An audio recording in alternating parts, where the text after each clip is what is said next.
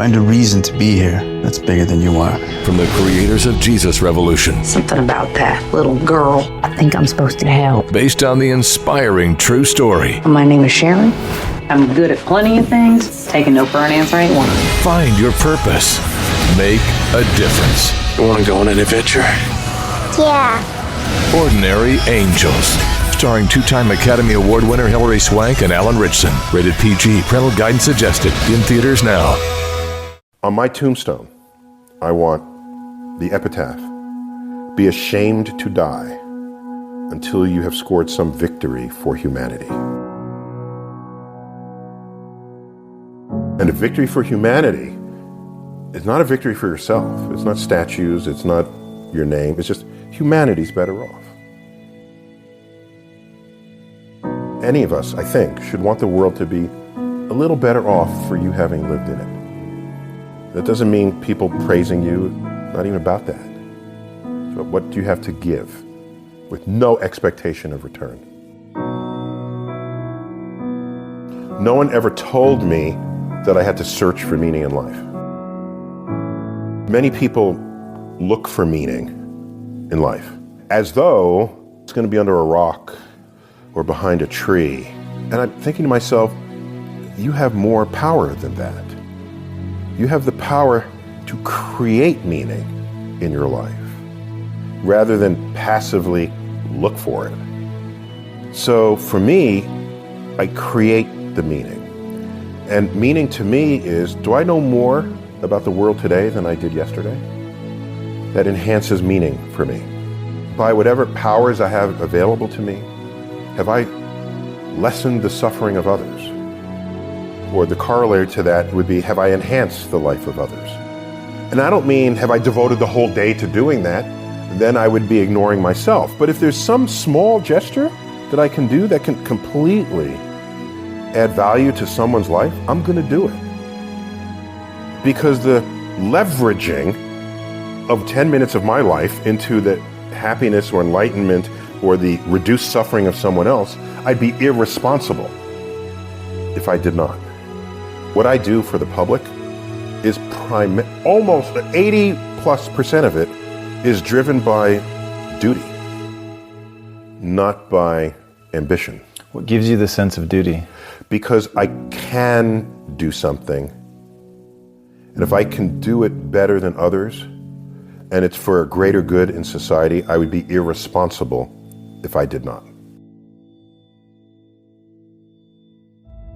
What was it about your dad that impacted you so much that you still carry today? For me, at least, was what level of wisdom did he glean in his life and then successfully communicate to me, either by example or by just explicit statement. For example, in high school, he was in gym class and they were lining up and they were about to enter the next athletic unit, and it was track and field. And the gym instructor pointed to my father online and said, "Cyril Tyson, everyone look at him. He does not have the body type that would excel in track." And they used him as an example. And he says, "What? No one is going to tell me what I can't do in my life." And he used that as a reason to start running. And he started track in that moment. He decided that one of his next tasks in life would be to take up running and excel at it. Within a few years of that, he became world class. At one time, had the 5th fastest time in the world. In the middle distance, they don't run this anymore, 600-yard run. In 1948, the Olympics was not yet ready to come back to us because we're still roiling from the Second World War. Instead, it was still an Olympics. It was called the GI Olympics, and it was held in Hitler's stadium. So he competed in Hitler's stadium in the late 1940s, and just one of the great memories of his life. But the reason I'm saying all of that is they were competing against the New York Athletic Club. The New York Athletic Club at the time accepted only white Protestants. So there was another club called the Pioneer Club, which took everybody who was not accepted to the New York Athletic Club, which was basically blacks and Jews, is really what that came down to. And his best friend, Johnny Johnson, okay? was coming around the back stretch, might have been the quarter mile, coming on the final straightaway. And a runner from the New York Athletic Club is a few paces behind him. And Johnny Johnson overhears that runner's coach say, "Catch that!" And he overheard this. So what did he say to himself? He said, "This is one he ain't gonna catch."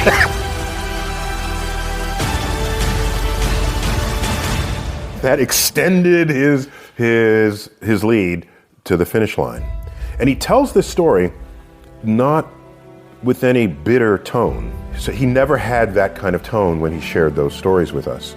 It was, here's an occasion to parlay what today might be called a microaggression into a reason to excel even more than you had expected of your own abilities and talents. And so I have taken that lesson with me. What's the impact you want to have on the world? My impact would be people learn from me in a way that they are empowered by what I taught them.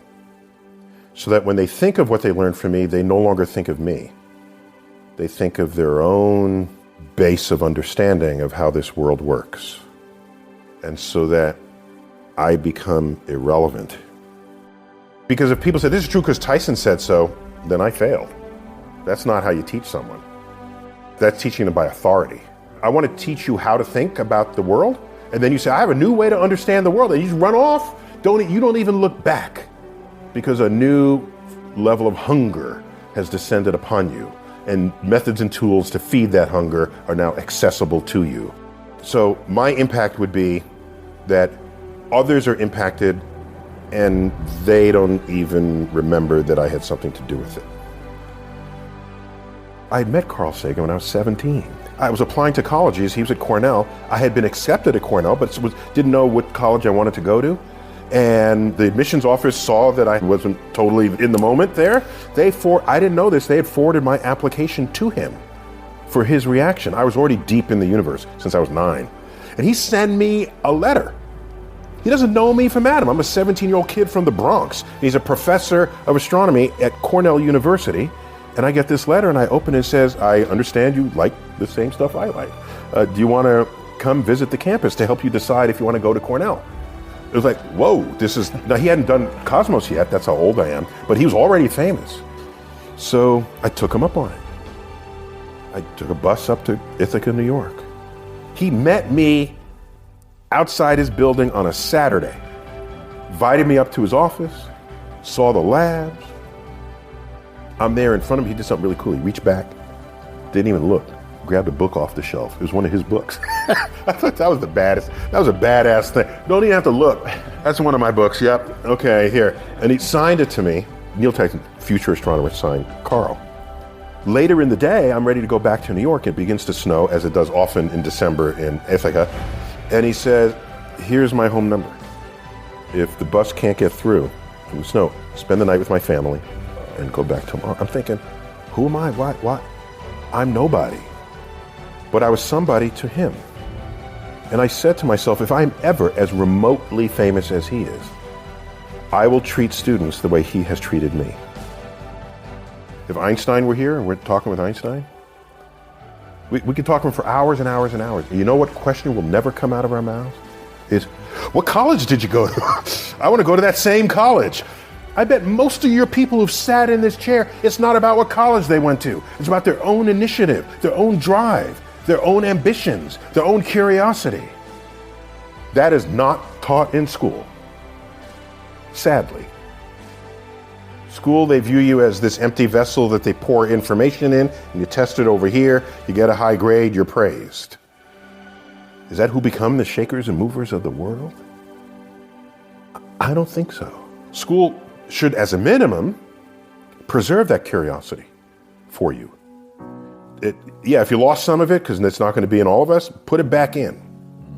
So that when you graduate school, you can give literal meaning to the word commencement. Commencement means beginning. It doesn't mean ending. And so you leave school and you say to yourself, I now know how to learn. I now have a curiosity of all things I have yet to be exposed to, and I will now become a lifelong learner. Without that, you become ossified in whatever was the body of knowledge that existed the day you graduated. And you will lead a life always looking back at that time without continuing to grow who and what you can become in life. I think we should all get as high grades as you can. But if you don't get the highest grades possible, no one should be standing in judgment of that.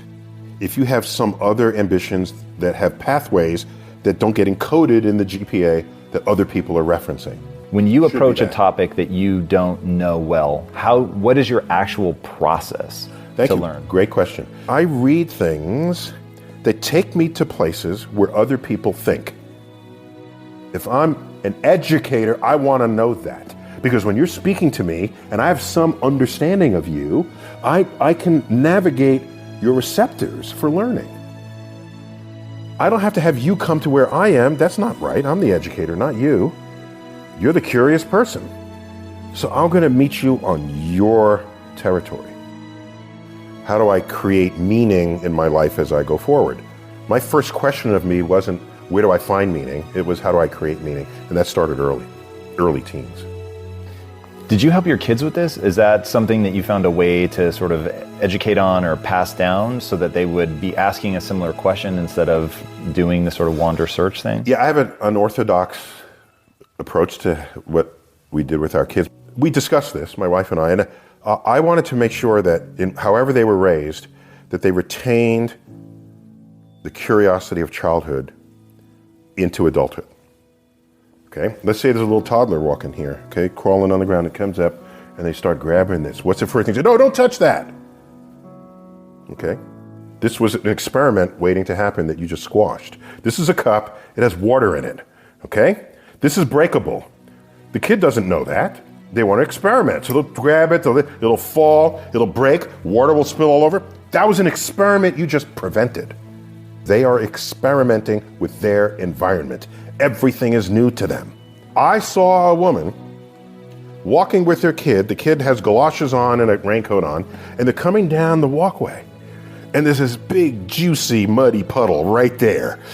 And I said, please let the kid jump in the puddle. You know the kid wants to jump in the puddle. The kid is like 3 or 4. You know the kid, and what does the mother do? She pulls the kid around to prevent that from happening. That's an experiment in cratering. That's what craters happen that way. You splash the water, there's mud, it's fun. You get to see the cause and effect of a force, downward force operating on a fluid. Gone. That was a bit of curiosity in that moment that was extinguished. So, with our kids, curiosity, provided it does not kill them, if it meant we had extra work in front of us, I would do that extra work. And I have pretty high confidence that they'll retain that curiosity through the turbulent middle school years into high school. And what is an adult scientist but a kid who's never lost the curiosity?